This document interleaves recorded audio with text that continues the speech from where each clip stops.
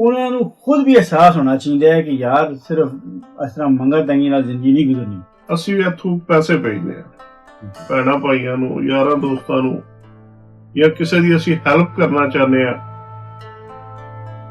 ਉਹ ਫਿਰ ਅਗਰ ਇੱਕ ਵਾਰੀ ਭੇਜੀਏ ਨਾ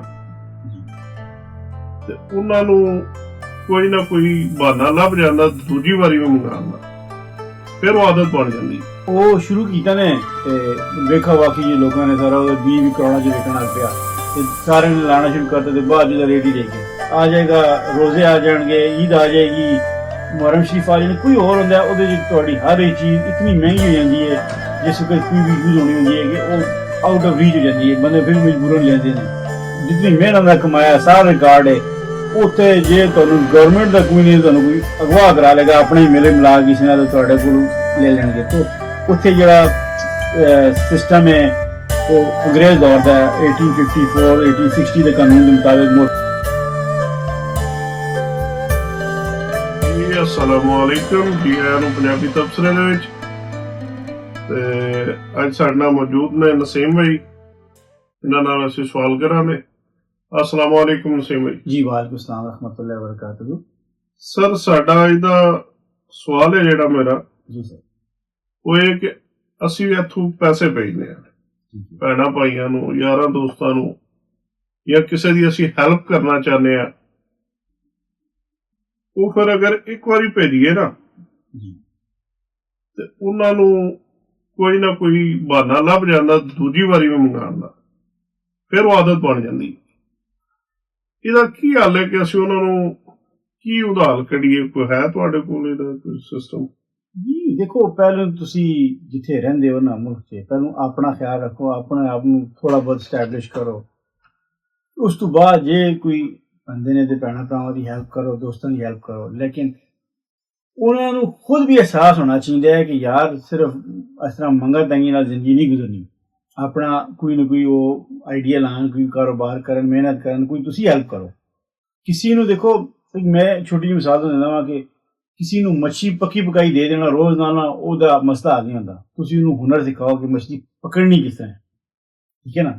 ਫਿਰ ਉਹ ਇੱਕ ਇਹ ਕਾਰੋਬਾਰ ਦਾ ਇੱਕ ਆਈਡੀਆ ਹੋ ਜਾਏਗਾ। ਫਿਰ ਉਹ ਬੰਦਾ ਆਪਣੀ ਕੋਈ ਮਿਹਨਤ ਕਰੇ, ਉਹਦਾ ਆਪਣਾ ਪੈਸਾ ਵਿੱਚ ਹੋਣਾ ਚਾਹੀਦਾ। ਜਿਸ ਵੇਲੇ ਤੱਕ ਆਪਣਾ ਪੈਸਾ ਜਾਂ ਆਪਣੀ ਮਿਹਨਤ ਨਹੀਂ ਸ਼ਾਮਿਲ ਹੁੰਦੀ ਨਾ, ਤੁਸੀਂ ਉਹਨਾਂ ਨੂੰ ਰੋਜ਼ ਪੈਸੇ ਭੇਜੋ, ਰੋਜ਼ ਨਵਾਂ ਕਾਰੋਬਾਰ ਕਰਨੀ, ਰੋਜ਼ ਠੱਪ ਕਰ ਦੇਣੀ। ਕਿਉਂਕਿ ਕੋਈ ਵੀ ਚੀਜ਼ ਹੈ ਉਹਦੇ ਵਾਸਤੇ ਤੁਹਾਨੂੰ ਸਬਰ ਅਤੇ ਤਹਮਲ ਚਾਹੀਦਾ ਔਰ ਟਾਈਮ ਲੱਗਦਾ ਹੈ ਕਾਰੋਬਾਰ ਚਲਾਉਣ ਵਾਸਤੇ।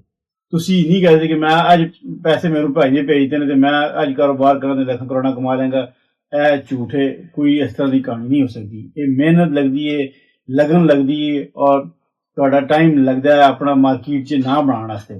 ਜ਼ਰੂਰੀ ਨਹੀਂ ਕਿ ਇੱਕ ਬੰਦਾ ਕੰਮ ਕਰ ਰਿਹਾ ਔਰ ਦੂਸਰਾ ਵੀ ਉਹ ਸ਼ੁਰੂ ਕਰੇ ਤੇ ਕਾਮਯਾਬ ਹੋ। ਜਿਸ ਤਰ੍ਹਾਂ ਹੁਣ ਪਾਕਿਸਤਾਨ 'ਚ ਥੋੜ੍ਹਾ ਸਾ ਪਹਿਲਾਂ ਇੱਕ ਥੂਮ ਦੀ ਕੋਈ ਲੋਕਾਂ ਨੇ ਕਾਰ ਸ਼ੁਰੂ ਕੀਤੀ ਸੀ, ਥੂਮ ਜੀ, ਲਸਣ ਥੂਮ ਗਾਰਲਿਕ, ਉਹ ਸ਼ੁਰੂ ਕੀਤਾ ਨੇ ਤੇ ਵੇਖਾ ਵਾਕੀ ਜੇ ਲੋਕਾਂ ਨੇ ਸਾਰਾ ਉਹਦੇ 20 ਕਰੋੜਾਂ 'ਚ ਵਿਕਣ ਲੱਗ ਪਿਆ ਤੇ ਸਾਰਿਆਂ ਨੇ ਲਾਣਾ ਸ਼ੁਰੂ ਕਰਤਾ ਤੇ ਬਾਅਦ ਜਿਹਦਾ ਰੇਟ ਹੀ ਦੇ ਗਿਆ, ਸਮਝੋ ਜ਼ਮੀਨ ਦੋਜ਼ ਹੋ ਗਿਆ, ਉਹ ਲੋਕਾਂ ਦਾ ਨੁਕਸਾਨ ਹੋ ਗਿਆ।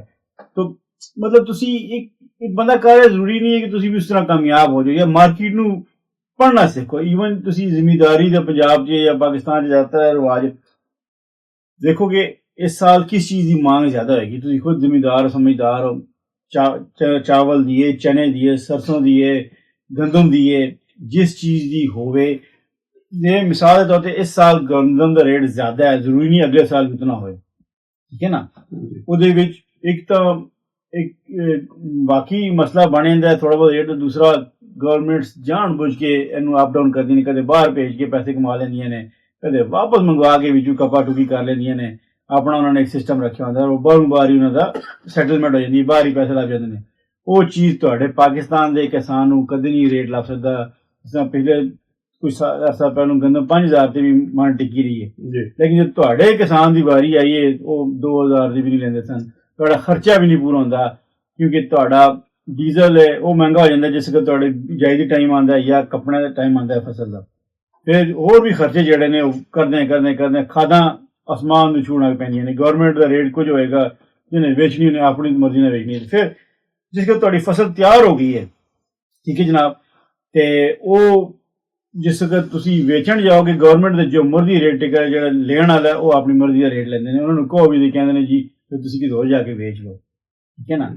ਉਹ ਫਿਰ ਅਸਲ 'ਚ ਤੁਹਾਡਾ ਫਾਰਮਰ ਖੁਸ਼ ਰਹਿਣਾ ਚਾਹੀਦਾ ਹੈ, ਕਿਸਾਨ, ਤੇ ਫਿਰ ਸਭ ਖੁਸ਼ ਰਹੋਗੇ। ਤੁਸੀਂ ਆਪਣੇ ਫਾਰਮਰ ਨੂੰ ਡਿਸਟਰੋਏ ਕਰੋਗੇ ਤੇ ਦੈਨ ਤੁਸੀਂ ਖੁਸ਼ ਨਹੀਂ ਰਹਿ ਸਕਦੇ, ਕਿ ਤੁਸੀਂ ਫਿਰ ਕਿਸੇ ਤੇ ਡਿਪੈਂਡੈਂਟ ਹੋ ਜਾਓਗੇ ਖੁਰਾਕ ਵਾਸਤੇ। ਔਰ ਪਾਕਿਸਤਾਨ ਦੁਨੀਆ ਦੇ 5ਵੇਂ ਨੰਬਰ ਤੇ ਗੱਲ ਬਣਾਉਂਦਾ ਆਬਾਦੀ ਦੇ ਲਿਹਾਜ਼ ਨਾਲ। ਸੋ ਕਿਉਂਕਿ ਆਬਾਦੀ ਦੇ ਲਿਹਾਜ਼ ਨਾਲ ਛੋਟਾ ਮੁਲਕ ਨਹੀਂ ਹੋ, ਚਲੋ ਰਕਬੇ ਸਾਈਜ਼ 'ਚ ਛੋਟੇ ਹੋ, ਲੇਕਿਨ ਤੁਸੀਂ ਬਹੁਤ ਵੱਡੇ ਦੁਨੀਆ ਦੇ ਮੁਲਕ ਹੋ। ਤੁਹਾਨੂੰ ਆਪਣਾ ਸੋਚਣਾ ਚਾਹੀਦਾ ਹੈ ਕਿ ਅਸੀਂ ਅਗਲੇ ਆਉਣ ਵਾਲੇ ਟਾਈਮ ਵਾਸਤੇ ਅਸੀਂ ਕੀ ਕਰਾਂਗੇ, ਕਿਸ ਤਰ੍ਹਾਂ ਕਰਾਂਗੇ, ਔਰ ਸਾਡੀ ਜ਼ਿੰਦਗੀ ਕਿਸ ਤਰ੍ਹਾਂ ਚੱਲੇਗੀ। ਉੱਥੇ ਐਸੀ ਮੋਨੋਪਲੀ ਹੈ, ਤੁਸੀਂ ਕੋਈ ਆ ਜਾਏਗਾ, ਰੋਜ਼ੇ ਆ ਜਾਣਗੇ, ਈਦ ਆ ਜਾਏਗੀ, ਮੁਹਰਮ ਸ਼ਰੀਫ ਆ ਜਾਣੀ, ਕੋਈ ਹੋਰ ਹੁੰਦਾ ਉਹਦੇ 'ਚ ਤੁਹਾਡੀ ਹਰ ਇੱਕ ਚੀਜ਼ ਇਤਨੀ ਮਹਿੰਗੀ ਹੋ ਜਾਂਦੀ ਹੈ, ਜਿਸ ਵਕਤ ਕੋਈ ਵੀ ਯੂਜ਼ ਹੋਣੀ ਹੁੰਦੀ ਹੈ ਕਿ ਉਹ ਆਊਟ ਆਫ ਰੀਚ ਹੋ ਜਾਂਦੀ ਹੈ, ਬੰਦੇ ਫਿਰ ਮਜਬੂਰਨ ਲੈਂਦੇ ਨੇ। ਇਹਦੇ 'ਚ ਗਵਰਨਮੈਂਟ ਦਾ ਹੱਕ ਬਣਦਾ ਹੈ ਕਿ ਇਹਨਾਂ ਚੀਜ਼ਾਂ ਨੂੰ ਸਟੇਬਲਾਈਜ਼ ਹਰ ਲੈਵਲ ਤੇ ਕਰਨ। ਸਿਰਫ ਇਹ ਨਹੀਂ ਜਿਹੜਾ ਦੁਕਾਨਦਾਰ ਵੇਚ ਰਿਹਾ, ਆਬਵੀਅਸਲੀ ਉਹ ਵੀ ਆਪਣੇ ਵਿੱਚ ਵੀ ਥੋੜਾ ਬਹੁਤ ਰੱਖ ਲੈਂਦਾ ਹੈ ਗਵਰਨਮੈਂਟ ਰੇਟ ਜ਼ਿਆਦਾ, ਤੇ ਇਸ ਚੀਜ਼ ਦੀ ਜੌਬ ਲੱਗ ਜਾਂਦੀ ਜਿਹੜਾ ਕਰੋੜਾਂ ਰੁਪਏ ਦਾ ਖਰਚਾ ਆਉਂਦਾ ਹੈ।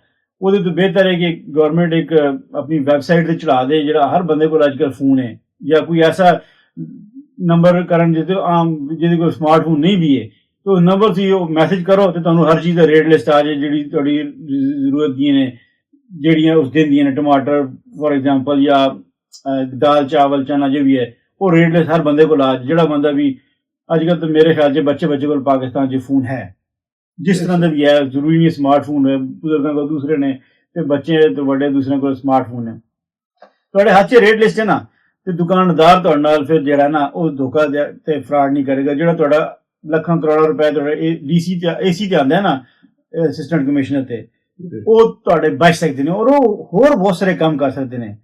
ਮੈਂ ਤੁਹਾਨੂੰ ਦੁੱਖ ਦੀ ਗੱਲ ਦੱਸਾਂ ਹੁਣ ਨਹੀਂ ਇਹ ਪੁਰਾਣੀ ਗੱਲ ਹੈ 2015 ਦੀ ਗੱਲ ਜਿਸ ਤਹਿਸੀਲ ਦਾ ਮੈਂ ਹਾਂ ਉਹਦੇ ਜਨਾਬ ਏਸੀ ਨਾਲ ਜਗ੍ਹਾ ਤੇ ਮੀਟਿੰਗ ਹੋਈ ਔਰ ਗੱਲ ਉਹ ਮੈਂ ਉਹਦੀ ਗੱਲਾਂ ਸੁਣ ਕੇ ਮੈਨੂੰ ਬੜਾ ਦੁੱਖ ਹੋਇਆ ਅੱਜ ਤੱਕ ਮੈਂ ਪਰੇਸ਼ਾਨ ਹਾਂ।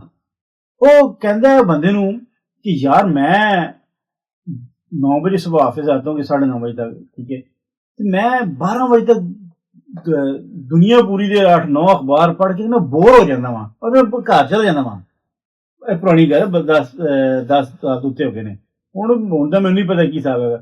मैं हैरान हो गया कि यार इतना काम है जिहड़ा खत्म ही नहीं हो सकता जे वो प्रॉपर तरीके नाल शुरू करन ते सर इहदे ते हुण मेरा सवाल ਤੁਹਾਡੇ ਨਾਲ ਇਹ ਕਿ ਅਗਰ ਅਸੀਂ ਇੱਥੋਂ ਪੈਸੇ ਭੇਜਦੇ ਹਾਂ जी जी ਉੱਥੇ ਇੱਕ ਲਿਮਟਿਡ ਅਸੀਂ ਵੀ ਭੇਜ ਸਕਦੇ ਹਾਂ जी ऑफ कोर्स अगर कोई बंदा बिजनेस करना चाहता है कोई यार दोस्त है कोई भाई है कोई रिश्तेदार है ਉਹਨੂੰ ਅਸੀਂ ਇੱਕ ਲਿਮਟਿਡ ਅਮਾਉਂਟ ਭੇਜ ਸਕਦੇ ਹਾਂ बिल्कुल ਉਹਦੇ ਵਿੱਚ ਰਹਿ ਕੇ ਉਹ ਕਿਹੜਾ ਕਾਰੋਬਾਰ ਕਰ ਸਕਦਾ।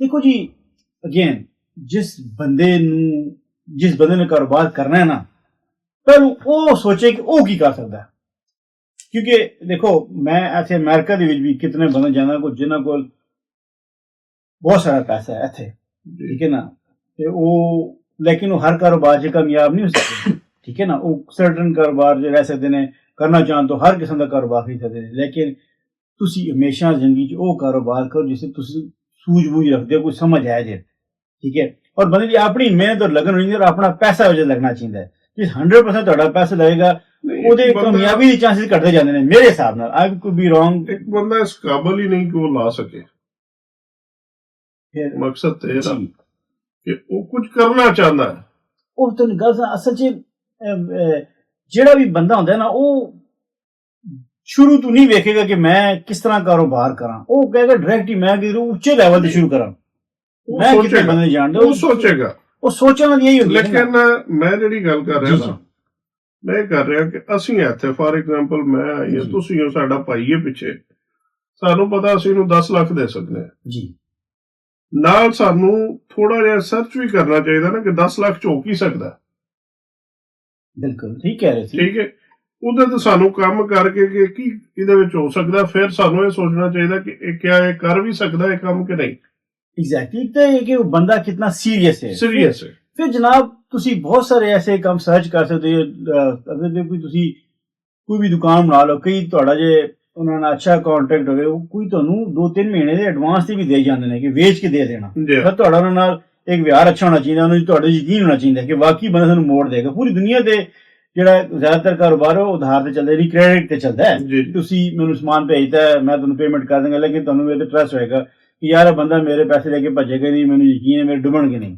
ਤੇ ਉਸ ਤਰ੍ਹਾਂ ਕੰਮ ਕਰ ਸਕਦੇ ਹੋ, ਕਿਸੇ ਕਿਸਮ ਦਾ ਵੀ ਕਾਰੋਬਾਰ ਕਰ ਸਕਦੇ ਨੇ। ਮਿਸਾਲ ਤੌਰ ਤੇ ਯਾਰ ਤੁਸੀਂ ਇਹ ਕੱਪੜੇ ਦੀ ਦੁਕਾਨ ਬਣਾ ਲਓ, ਕੋਈ ਥੋੜੀ ਬਹੁਤ ਸਮਝ ਆਏ, ਤੁਸੀਂ ਕਰੋਕਰੀ ਦੀ ਭਾਂਡੇ ਟਿੰਡਰ ਦੀ, ਜੀ। ਤੁਸੀਂ ਇਲੈਕਟ੍ਰਿਕ ਦਾ ਸਮਾਨ ਰੱਖ ਲਓ, ਠੀਕ ਹੈ ਨਾ, ਥੋੜਾ ਬਹੁਤ ਤੁਹਾਨੂੰ ਕੰਮ ਆਉਣਾ ਚਾਹੀਦਾ। ਵਰਨਾ ਜਿਹੜੇ ਇਲਾਕੇ 'ਚ ਤੁਹਾਡੇ ਇਲੈਕਟ੍ਰੀਸ਼ੀਅਨ ਹੁੰਦੇ ਨੇ, ਉਹਨਾਂ ਨਾਲ ਕੰਟਰੈਕਟ ਹੋਵੇ, ਉਹ ਤੁਹਾਡਾ ਰੇਟ ਅੱਛਾ ਹੋਣਾ ਚਾਹੀਦਾ ਹੈ, ਠੀਕ ਹੈ, ਲੋਕ ਤੁਹਾਡੇ ਕੋਲ ਆਉਣਗੇ। ਇਟ ਟੇਕਸ ਟਾਈਮ ਲੱਗਦਾ ਹੈ, ਲੇਕਿਨ ਤੁਹਾਡਾ ਜਿਹੜਾ ਨਾ ਪਾਕਿਸਤਾਨ ਜੇ ਦੁਨੀਆ ਪੂਰੀ ਤੇ ਇੱਕ ਚੀਜ਼ ਮੈਂ ਨੋਟ ਕੀਤੀ, ਤਾਮੀਰਾਤ ਦਾ ਕੰਮ ਨਹੀਂ ਰੁਕਦਾ ਜੀ।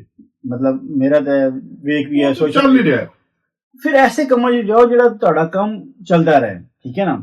ਫਿਰ ਇੱਕ ਹੋਰ ਹੈ ਕਿ ਜਿਹੜਾ ਹੁਣ ਦੁਨੀਆ ਦੇ ਅਗਲਾ ਕੰਮ ਚੱਲ ਰਿਹਾ, ਜਿਹੜਾ ਮੈਨੂੰ ਮਹਿਸੂਸ ਹੁੰਦਾ ਹੈ ਕਿ ਖਾਣ ਪੀਣ ਦਾ ਬਾਹਰ ਦਾ ਰੁਝਾਨ ਸ਼ੁਰੂ ਹੋ ਗਿਆ ਪੂਰੀ ਦੁਨੀਆ ਤੇ। ਇੱਥੇ ਤਾਂ ਹੈ ਹੀ ਹੈ, ਅਮਰੀਕਾ ਦੇ, ਪਾਕਿਸਤਾਨ 'ਚ ਵੀ ਹੋ ਗਿਆ ਕਿ ਉਹ ਫਾਸਟ ਫੂਡ ਜੀ ਫਾਸਟ ਫੂਡ ਜੀ ਬਾਹਰੋਂ ਹੀ ਖਾ ਲੈਂਦੇ। ਉਹ ਤੁਸੀਂ ਜੇ ਬੰਦਾ ਕੋਈ ਸੋਚ ਸਮਝ ਰੱਖਦਾ ਹੈ ਤੇ ਉਹ ਬਾਹਰ ਦਾ ਜਿਹੜਾ ਹੈ ਨਾ ਖਾਣਾ ਪਕਾਉਣ ਦਾ ਕੋਈ ਐਸਾ ਸਿਸਟਮ ਕਰਦੇ, ਐਂਡ ਉਸ ਬੰਦੇ ਦੇ ਇੱਕ ਇਹ ਉਹਨੂੰ ਮਹਿਸੂਸ ਹੋਣਾ ਚਾਹੀਦਾ ਹੈ ਕਿ ਸ਼ਰਮ ਨਹੀਂ ਆਉਣੀ ਚਾਹੀਦੀ, ਆ ਰਹੀ ਹੋਣੀ ਚਾਹੀਦੀ ਕਿ ਯਾਰ ਮੈਂ ਛੋਟਾ ਕੰਮ ਕਰ ਰਿਹਾ।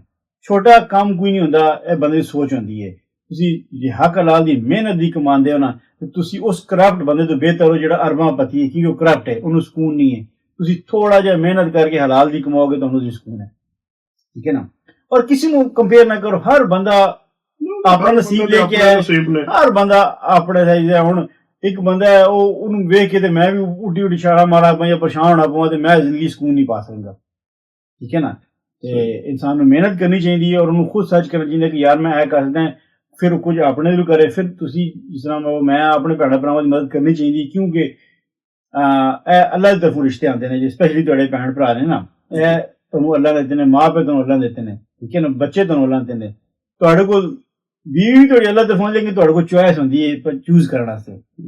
ਤੁਸੀਂ ਇਹ ਨਹੀਂ ਚੂਜ਼ ਕਰ ਸਕਦੇ ਕਿ ਮੈਂ ਕਿਸ ਘਰ ਪੈਦਾ ਹੋਵਾਂਗਾ, ਸਹੀ। ਤੁਸੀਂ ਇਹ ਨਹੀਂ ਚੂਜ਼ ਕਰ ਸਕਦੇ ਕਿ ਤੁਹਾਡੇ ਮਾਂ ਪਿਓ ਕੌਣ ਹੋਣਗੇ, ਤੁਸੀਂ ਇਹ ਨਹੀਂ ਚੂਜ਼ ਕਰ ਸਕਦੇ ਕਿ ਮੇਰੇ ਭੈਣ ਭਰਾ ਕੌਣ ਹੋਣਗੇ, ਠੀਕ ਹੈ ਨਾ। ਤੇ ਅਸੀਂ ਉਹਨਾਂ ਦੀ ਭੈਣ ਭਰਾਵਾਂ ਦੀ ਮਦਦ ਕਰਨਾ ਚਾਹੁੰਦੇ ਹਾਂ, ਕਰਦੇ ਵੀ ਹਾਂ, ਖੁਸ਼ੀ ਵੀ ਹੁੰਦੀ ਹੈ, ਲੇਕਿਨ ਉਹਨਾਂ ਨੂੰ ਵੀ ਆਪਣਾ ਅਹਿਸਾਸ ਕਰਨਾ ਚਾਹੀਦਾ ਹੈ ਕਿ ਭਾਈ ਤੁਸੀਂ ਇਹ ਮੁਰਗੀ ਦਾ ਅੰਡਾ ਖਾਓ, ਪੂਰੀ ਮੁਰਗੀ ਨਾ ਜ਼ਬਾ ਕਰੋ। ਕਿਉਂਕਿ ਜ਼ਿਆਦਾਤਰ ਜਿਹੜਾ ਨਾ, ਉਹ ਮੈਂ ਆਪਣੀ ਵੀ ਤੁਹਾਨੂੰ ਦੱਸ ਸਕਦਾ, ਤੇ ਬਾਕੀ ਵੀ ਇੱਥੇ ਬੜੇ ਬੰਦੇ ਨੇ, ਤੁਸੀਂ ਸਾਰੀ ਜ਼ਿੰਦਗੀ ਇੱਥੇ ਕਮਾਉਂਦੇ ਰਹਿੰਦੇ ਹੋ, ਪਿੱਛੇ ਭੇਜਦੇ ਰਹਿੰਦੇ ਹੋ, ਤੇ ਪਿੱਛੇ ਜਿਸੇ ਜਾਓਗੇ ਹਿਸਾਬ ਕਰੋਗੇ ਤੇ ਭਾਈ ਜੀ ਤੁਹਾਨੂੰ ਲੱਭਣੀ ਨਹੀਂ ਜੇ। ਉਲਟਾ ਤੁਸੀਂ ਐਸੇ ਕੇਸਾਂ 'ਚ ਫਸ ਜਾਓਗੇ ਕਿ ਤੁਸੀਂ ਜਾਨ ਛੁਡਾ ਕੇ ਉੱਥੋਂ ਨਿਕਲਣ ਦੀ ਕੋਸ਼ਿਸ਼ ਕਰੋਗੇ, ਵਰਨਾ ਤੁਹਾਡੀ ਜਾਨ ਫਸਾ ਜਾਂਦੇ ਨੇ ਉੱਥੇ ਲੋਕ, ਮਤਲਬ ਪੈਸਾ ਵੀ ਖਾ ਜਾਂਦੇ ਨੇ, ਤੇ ਸ਼ਾਇਦ ਲੱਭਦੀ ਵੀ ਕੋਈ ਨਹੀਂ ਹੈ। ਪਹਿਲੂ ਤਾਂ ਭੇਜੋ ਵੀ ਇਤਨਾ ਕਿ ਉਹਨਾਂ ਨੂੰ ਗੁਜ਼ਾਰਾ ਚੱਲੇ, ਖੁਸ਼ ਰਹਿਣ, ਖਾਣਾ ਪੀਣਾ ਦੱਸੇ। ਤੁਸੀਂ ਜਿੱਥੇ ਰਹਿ ਰਹੇ ਹੋ, ਇਸ ਮੁਲਕ 'ਚ ਰਹਿੰਦੇ ਹੋ, ਗੱਲ ਪੇਪਰ ਹੋਣ ਨਾ ਹੋਣ, ਤੁਹਾਡਾ ਪੈਸਾ ਗਵਰਨਮੈਂਟ ਇੱਥੇ ਨਹੀਂ ਖਾਏਗੀ। ਜਿਹੜਾ ਹਾਊਸ ਹੈ ਇੱਥੇ, ਤੁਹਾਡਾ ਕਾਰੋਬਾਰ ਹੈ, ਤੁਸੀਂ ਜੇ ਲੀਗਲ ਹਲਾਲ ਪੈਸੇ ਦਾ ਕਮਾਇਆ, ਫਰਾਡ ਨਹੀਂ ਹੈ, ਤੁਸੀਂ ਰਿਪੋਰਟ ਵੀ ਕਰ ਦਿੰਦੇ ਕਿ ਤੁਹਾਡਾ ਪੈਸਾ ਤੁਹਾਨੂੰ ਲੱਭ ਜਾਏਗਾ। ਤੁਸੀਂ ਕਿਸੇ ਨੂੰ ਪਾਵਰ ਆਫ ਅਟਰਨੀ ਦੇ ਕੇ ਆਪਣਾ ਬਿਜ਼ਨਸ ਸੇਲ ਕਰਕੇ ਤੇ ਆਪਣਾ ਪੈਸੇ ਜਾ ਸਕਦੇ ਹੋ, ਤੁਸੀਂ ਸੇਫ ਵੈਸਟ ਮੁਲਕ 'ਚ। ਪਾਕਿਸਤਾਨ 'ਚ ਤੁਸੀਂ ਆਪਣਾ ਜਿਸ ਤਰ੍ਹਾਂ ਦਾ ਵੀ ਕਾਰੋਬਾਰ ਹੈ, ਜਿਤਨੀ ਮਿਹਨਤ ਦਾ ਕਮਾਇਆ, ਸਾਰਾ ਰਿਕਾਰਡ ਹੈ ਉੱਥੇ। ਜੇ ਤੁਹਾਨੂੰ ਗਵਰਨਮੈਂਟ ਦਾ ਕੋਈ ਨਹੀਂ, ਤੁਹਾਨੂੰ ਕੋਈ ਅਗਵਾ ਕਰਾ ਲੇਗਾ, ਆਪਣੇ ਹੀ ਮੇਲੇ ਮਿਲਾ ਕਿਸੇ ਨਾਲ, ਤੁਹਾਡੇ ਕੋਲ ਲੈ ਲੈਣਗੇ। ਤੋਂ ਉੱਥੇ ਜਿਹੜਾ ਸਿਸਟਮ ਹੈ ਉਹ ਅੰਗਰੇਜ਼ ਦੌਰ ਦਾ 1854 1860 ਦੇ ਕਾਨੂੰਨ ਦੇ ਮੁਤਾਬਿਕ ਮੁਲਕ ਚੱਲ ਰਿਹਾ ਹੋ, ਠੀਕ ਹੈ ਨਾ। 47 'ਚ ਸਿਰਫ ਕਾਨੂੰਨ ਉਹਨਾਂ ਨੇ ਲਾਣਾ ਲਾਤੀਆਂ ਨੇ ਕਾਨੂੰਨ, ਤੁਸੀਂ ਉਸ ਤੋਂ ਬਾਅਦ ਆਪਣਾ ਮੁਲਕ ਨਹੀਂ ਚੇਂਜ ਕੀਤਾ। ਤੁਹਾਡਾ ਜਿਹੜਾ ਅਦਾਲਤੀ ਨਿਜ਼ਾਮ ਹੈ ਨਾ ਜਾਂ ਥਾਣਾ ਹੈ, ਉਹ 1860 1854 ਦਾ ਚੱਲ ਰਿਹਾ ਹੈ, ਠੀਕ ਹੈ ਨਾ। PPC ਪਾਕਿਸਤਾਨ ਪੀਨਲ ਕੋਡ ਜਿਹੜਾ 1960 ਦਾ, CRPC ਜਿਹੜਾ 1898 ਦਾ, ਪੁਰਾਣੇ ਦੌਰ ਦੇ ਨੇ, ਪਿਛਲੀ ਸਦੀ ਦੇ ਅੰਗਰੇਜ਼ ਦੇ ਨੇ, ਗੁਲਾਮੀ ਦੇ ਦੌਰ ਨੇ, ਜਿਹੜਾ ਤੁਹਾਨੂੰ ਉਹਨਾਂ ਨੇ ਦਬਾ ਦਬੂ ਕੇ ਕੰਪਰੈਸ ਦੌਰ ਰੱਖਿਆ ਸੀ, ਉਸ ਤੇ ਤੁਸੀਂ ਸਟਿਲ ਚੱਲ ਰਹੇ ਹੋ। ਤੁਸੀਂ 47 ਤੋਂ ਬਾਅਦ ਕੋਈ ਆਪਣਾ ਨਵਾਂ ਕਾਨੂੰਨ ਨਹੀਂ ਬਣਾਇਆ, ਚੇਂਜ ਨਹੀਂ ਕੀਤਾ। ਅਮਰੀਕਾ ਵੀ ਤੁਹਾਨੂੰ ਪਤਾ ਹੈ ਬ੍ਰਿਟਿਸ਼ ਅੰਦਰ ਸੀ ਪਹਿਲੋਂ, ਇਹਨਾਂ ਨਾਲ ਜੰਗ ਲੜ ਕੇ ਆਜ਼ਾਦੀ ਲੈ ਕੇ ਇਹਨਾਂ ਨੇ ਹਰ ਇੱਕ ਚੀਜ਼ ਇੱਥੇ ਅਲੱਗਾ ਬਣਾਈ ਹੈ। ਆਪਣਾ ਲਾਈਟ ਸਵਿਚ ਤੋਂ ਲੈ ਕੇ ਗੱਡੀ ਦੀ ਡਰਾਈਵਿੰਗ ਸਾਈਡ ਤੋਂ ਲੈ ਕੇ ਹਰ ਇੱਕ ਚੀਜ਼ ਇਹਨਾਂ ਨੇ ਆਪਣਾ ਕਨਸਟੀਟਿਊਸ਼ਨ ਹਰ ਇੱਕ ਚੀਜ਼ ਪਹਿਲੂ ਕਰਕੇ ਫਿਰ ਇੱਕ ਮੁਲਕ ਬਣਿਆ। ਔਰ ਇਹ ਸਕੂਨ ਦਾ ਹੈ। ਈਵਨ ਜਿਸੇ ਅਸੀਂ ਨਿਊਯਾਰਕ ਸਿਟੀ 'ਚ ਰਹਿੰਦੇ ਹਾਂ, ਜਿਹੜਾ ਪੀਣ ਦਾ ਪਾਣੀ ਹੈ ਸਭ ਤੋਂ ਵੱਡੀ ਅਮਰੀਕਾ ਦੀ ਸਿਟੀ ਹੈ, ਦੁਨੀਆ ਦੀ ਵੱਡੇ ਸਿਟੀ 'ਚ ਆਉਂਦੇ, ਆਬਾਦੀ ਵੀ ਇੱਥੇ ਬਸ ਹਰ ਪਾਸੇ ਬੰਦਾ ਹੀ ਬੰਦਾ ਜਾਂਦਾ, ਕਰੋੜਾਂ 'ਚ ਹੈ, ਠੀਕ ਹੈ ਨਾ। ਤੁਹਾਡਾ ਪਾਣੀ ਜਿਹੜਾ ਨਾ ਕਮ ਸੇ ਕਮ 200-300 किलोमीटर दूरों आंदा है और विदाउट मोटर आज तो जिसका 20 साल है ऐसे टनल है कि ऑटोमेटिकली डाउन हिल पानी आ रहे। एक सोच होनी चाहिए, ਇੱਕ ਜਨਰੇਸ਼ਨ ਦੀ ਨਹੀਂ ਹੋਣੀ, ਫॉर ਜਨਰੇशंस ਟੂ ਕਮ, ਅਗਲੀ ਨਸਲਾਂ ਦਾ ਸੋਚੋ ਕਿ ਕੀ ਹੋਏਗਾ, ਠੀਕ ਹੈ ਨਾ। ਤੇ ਫਿਰ ਤੁਸੀਂ ਕਿਧਰੇ ਕਿਸੇ ਜਗ੍ਹਾ ਤੇ ਪਹੁੰਚੋਗੇ। ਤੁਸੀਂ ਸਵੇਰ ਸੋਚਦੇ ਕਿ ਸ਼ਾਮ ਨੂੰ ਮੈਂ ਕਰੋੜਪਤੀ ਹੋ ਜਾਵਾਂ, ਸ਼ਾਮ ਨੂੰ ਸੌਂਦੇ ਸਵੇਰ ਕਹਿੰਦੇ ਮੈਂ ਅਰਬਪਤੀ ਹੋ ਜਾਵਾਂ। देयर इज नो मैजिक, कोई जादू ऐसा नहीं कि तुहानू रातों रात अमीर कर दे। मतलब मेरे ख्याल च तो नहीं है, तुसी कोई जानदे ते सानू कोई दसो गुर जी। ऐसी अज दा साडा टॉपिक और बहुत अच्छी गुफ्तगू की है नसीम भाई ने। इंशाल्लाह जिंदगी रही तो अगले व्लॉग च मुलाकात होएगी। चैनल नू लाइक शेयर और सब्सक्राइब करो। अल्लाह हाफिज।